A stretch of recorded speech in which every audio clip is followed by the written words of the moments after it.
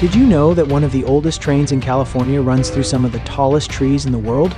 Located along the northern coastline and operated by the California Western Railroad, the Skunk Train in Fort Bragg offers a thrilling scenic and dog-friendly adventure. And they have rail bikes. What are those? Why is it called Skunk Train? Embark on this extraordinary journey with Dog Maddox and I to find out. My name is Sterling, and I am on location.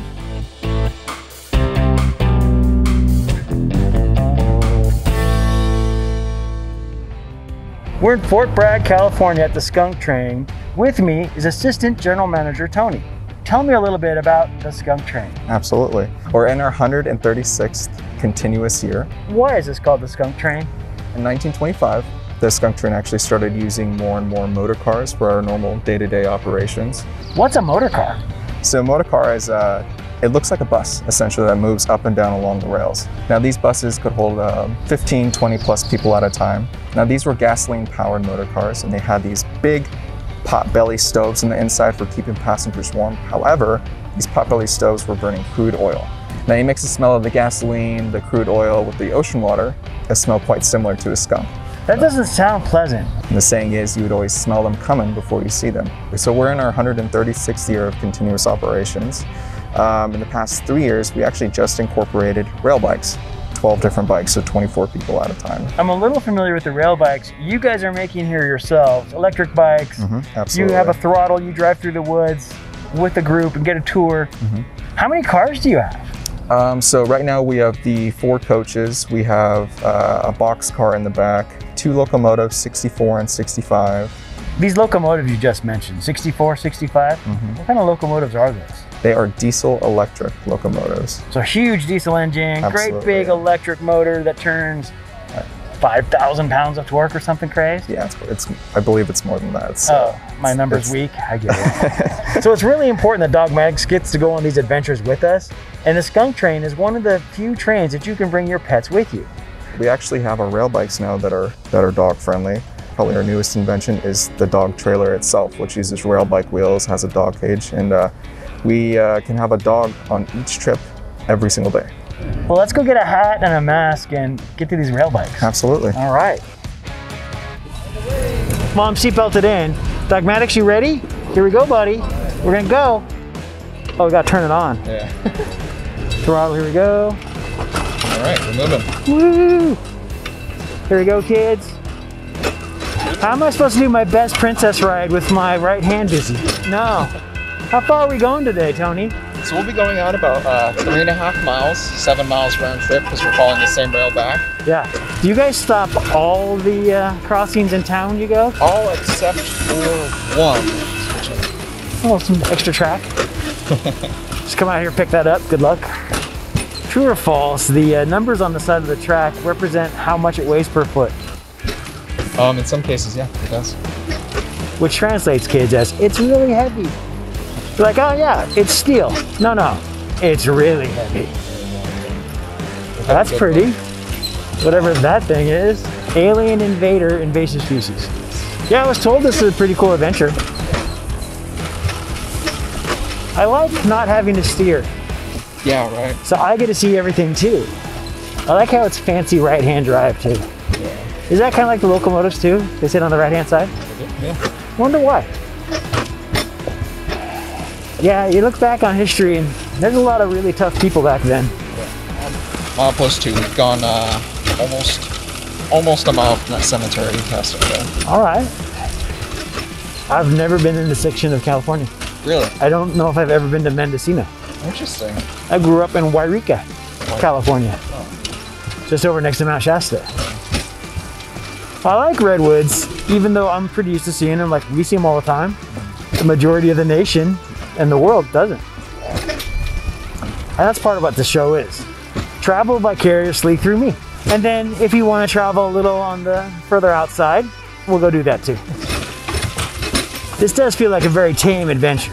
Yeah. Then you need to bring snacks. Yeah, absolutely. We're right there, we're almost there.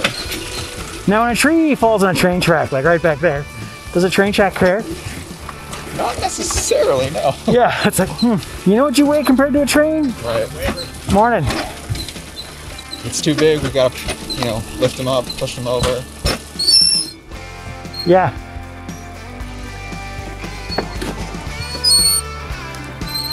This is great. There's a lot going on out here. It's pretty, it's mellow, it's engaging. You really get into the woods and you get to enjoy all the sides. That was pretty neat, Tony. Yeah. So we actually just came out 3.5 miles from Fort Bragg. As the crow flies, it's probably only about 1.5 miles. Okay. So we've come out 3.5 miles. We're gonna hang out here about 30, 40 minutes. We're gonna flip every car around and we're gonna come back. Absolutely. That's gonna be great, because I wanna see some of those trees a little bit better. Yeah. Meanwhile, there was just enough time for a little exploring before heading back to Fort Bragg. This 7-mile round trip departs seasonally and takes about 2 hours. A longer 25-mile route is also available, as well as some other guided walking tours. That was pretty good. And now it's time to ride the train. We're going on a train ride right outside of Fort Bragg in Mendocino County, California. Woo! So we're on the Skunk Train. We're gonna go back up into the valley where we just went rail biking to check it out. So this train car, this seems a little unique. Yeah, it is actually. Originally, it was a flat car, and it was used to transport tanks during World War II. Tanks during World War II. That's a legacy. It is, isn't it? Hey, you're a conductor, right? That's correct. Hey, great to meet you. Glad you can make it on this train. Oh, thank you. I'm always on the train. Oh, well, that's good. How many people does this train hold? Currently, we're at half capacity, so we have up to 130. But with our 4 cars that we have set up, when we're at full capacity, we can fit 270. Because we count dogs as well, because we have to fit capacity for dogs, and we don't do more than 2 dogs per car. Okay, so how long have you been working as a conductor on this railroad? 2.5 years. It's what I wanted to do, which was be outside and work with my hands and be with the public. We've been running since 1885, and we try to maintain this as a historical railroad. So we try to maintain and run it as if it was still running in 1885. And I've had a lot of people come back and say they rode this when they were 10, and then they brought their kids back when they were about 10, and now they're bringing their grandkids back when they were about 10. So we are multi-generational and still running that exact same way as 1885. That's pretty interesting. What does a conductor do? Well, the traditional job of a conductor is to be the one that yells all aboard, to take the tickets, and to ride on the train with all your guests, and to be there in case anything happens. Now, my job personally is twofold. So I'm also what's considered a brakeman. And that job consists of coming out early to set up the entire consist of the train. I appreciate that diligence and safety checks. That's the hardest thing to do with something this old.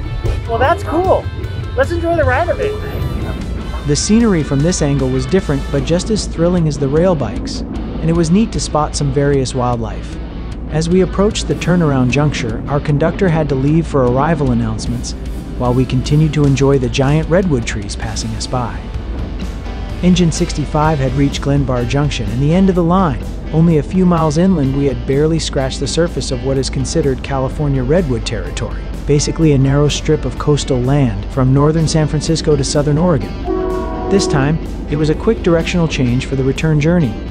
Dog Maddox and I observed some more of the passing scenery before sneaking our way to the locomotive to chat more with the conductor. I'm gonna blow the horn real quick here. It's gonna be loud for a second.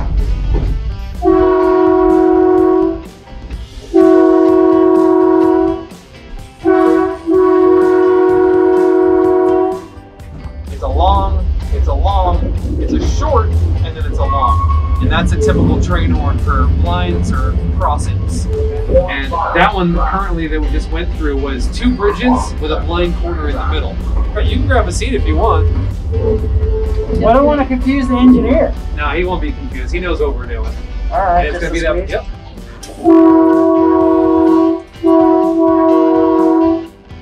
Pretty exciting stuff. Yeah, it's a really loud air horn. And who doesn't like blasting an air horn? We were back, and after disembarking, the train was maneuvered into the station under the guidance of the conductor and rear brakeman. I'll copy that. So we're putting it back on Casper, correct? Yeah, inside Casper.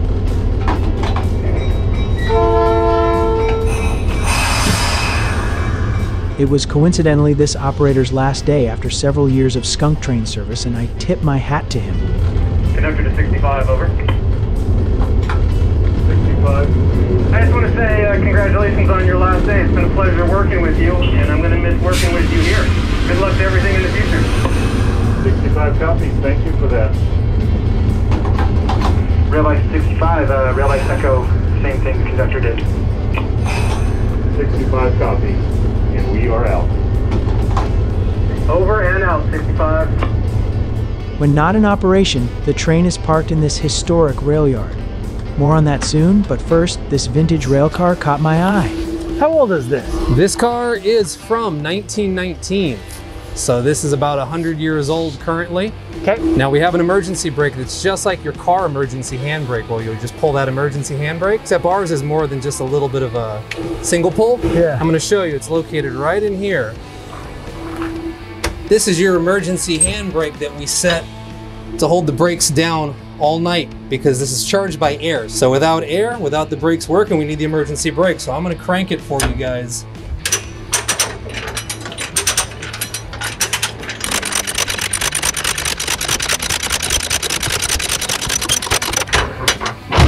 $27. Nice. This is the brake release. Believe it or not, this is called a chock. Something this simple would actually hold the entire train in place. And there it is. Nice. That's a good trick. That's how you set the brakes. So for a 1919 train, that's what I need to do. It was so much more simple back then. And speaking of back then, it was time to check out the exhibits by the Historical Rail Yard, presented by the Mendocino Coast Model Railroad and Historical Society. Behind Skunk Trains, don't miss this gem. It's right behind the Skunk Train in Fort Bragg. Be sure to get it. A lot of really neat things to look at. My favorite, of course, being the elaborate model railroad that snakes its way both inside and outside of the building. How long is the whole ride? It's about 5 to 7 minutes. It's a lithium-ion battery, remote control on the lower tracks. On our upper tracks, by the way, they are electrified, and they have, we call them to and fro's. It's been 10 years in the making. All right. I mean, this is so much effort. There's so many little people, so many details. Teeth on the saw blades. Yep, that's right. And even a rubber ducky in the mill pond. The logging operation over here, you can see how this operates. Dropped in the mill pond, go up into the mill, turned into lumber, shipped out by steam scooters. Man, this is such a huge operation. Back then, and this is still pretty fun to see now. You know we gotta see it from the train's perspective. All aboard!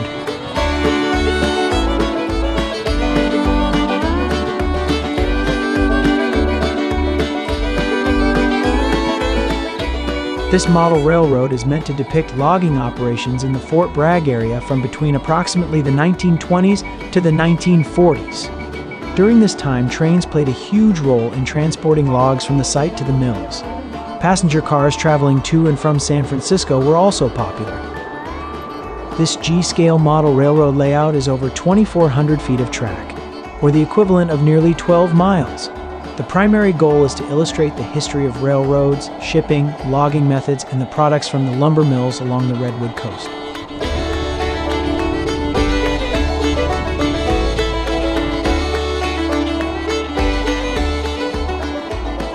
The stories, facts, and descriptions of transportation and logging techniques make this a must-see destination for anyone interested in the area's history of trains. And for those riding the Skunk Train, admission is included.